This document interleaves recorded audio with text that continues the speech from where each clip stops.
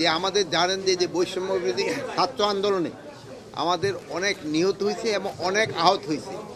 আমাদের যারা আহত হয়েছে তাদের একটা কর্মসংস্থানের কীভাবে ব্যবস্থা করা যায়, আমরা আমাদের এই ডিপার্টমেন্ট পুলিশ ডিপার্টমেন্ট থেকে আমরা অলরেডি একটা প্রপোজাল পাঠিয়েছি যে যারা আহত হয়েছে তাদের আমরা কিছু যেন আমরা পুলিশে অ্যাবজর্ব করতে পারি, আমরা তাদের একটা কর্মসংস্থানের জন্য একটা ব্যবস্থা করতে পারি।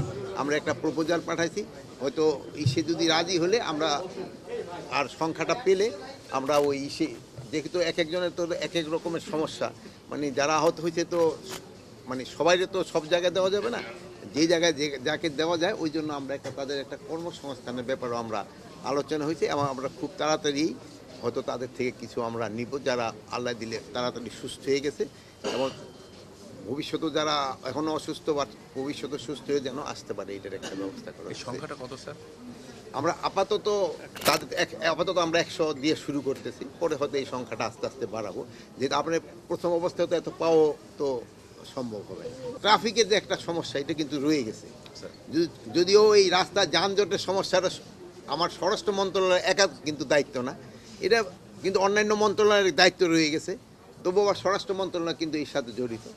এই জন্য আমরা কিন্তু প্রায় 1000 ছাত্রদের আমরা এই ট্রাফিক নিয়োগের জন্য আমরা একটা প্রপোজাল পাঠিয়েছি। আমরা এই পর্যন্ত 400 জনের মতো নিয়েছি। প্লাস আমরা আরেকটা প্রপোজালও আমরা পাঠিয়েছিলাম, মানে পাঠিয়েছি যেমন রিটায়ার্ড আমাদের police, BGB, Ansar, army, navy, এয়ারফোর্সের থেকে তাদের থেকে কিছু রিক্রুট করে এই ট্রাফিক ডিউটিতে লাগানোর জন্য। বাট এইটার রেসপন্সটা খুব কম, মানে আমি ভাবছিলাম যে আরও অনেকে আসতে চাবো, বাট ওরকম আমরা খুব একটা বড় সংখ্যা পাই নাই। আপনারা এটা প্রচার করে দিতে পারেন, যদি আসে আমরা এই একটা বড় সংখ্যা নেব।